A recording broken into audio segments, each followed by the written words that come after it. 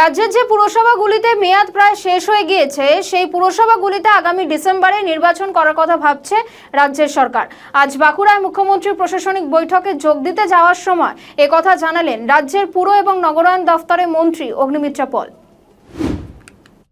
আমাদের ডিপার্টমেন্ট থেকে মাননীয় মুখ্যমন্ত্রী এখানে আসছে এবং আমাদের সমস্ত এমএলএ মন্ত্রীকে ডাকা হয়েছে।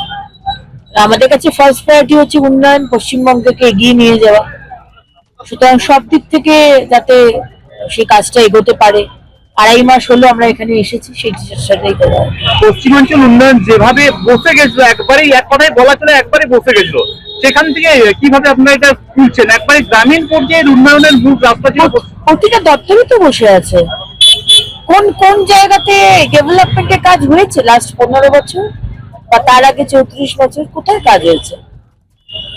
প্রত্যেকটা দপ্তরকেই দেখতে হবে, প্রত্যেকটা দপ্তরকেই রিজুভিনেট করতে হবে, এগিয়ে নিয়ে যেতে হবে, ফান্ড দিয়ে হোক, কাজ দিয়ে হোক, মনিটরিং করে হোক, প্রত্যেকটা হাতে ধরে তৈরি করতে হবে।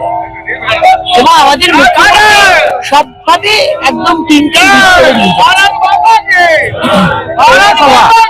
পৌরসভাগুলোতে এখন অকেজ হয়ে আছে, তখন নির্বাচন হবে বলে মনে করছেন আপনারা?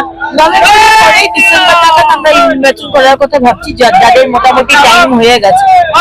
আর তাছাড়া টিএমসি যারা পালিয়ে গেছে লেজ গুটিয়ে, বর্ষাকালে আমাদেরকে বাংলার মানুষকে এইভাবে ফেলে রেখে, আমরা প্রশাসক বসিয়ে আমরা যতটা সম্ভব পরিষেবা দেবার চেষ্টা করছি। কোন রকম ভাবে মানুষের যাতে অসুবিধে না হয়, প্রত্যেকটা পরিষেবার সাথে আমি মুখোমুখি বলে প্রোগ্রাম করছি, যেখানে ডাইরেক্টলি আমি তাদের সাথে কথা বলি, সাধারণ মানুষ তাদের সমস্যার কথা বলতে পারি।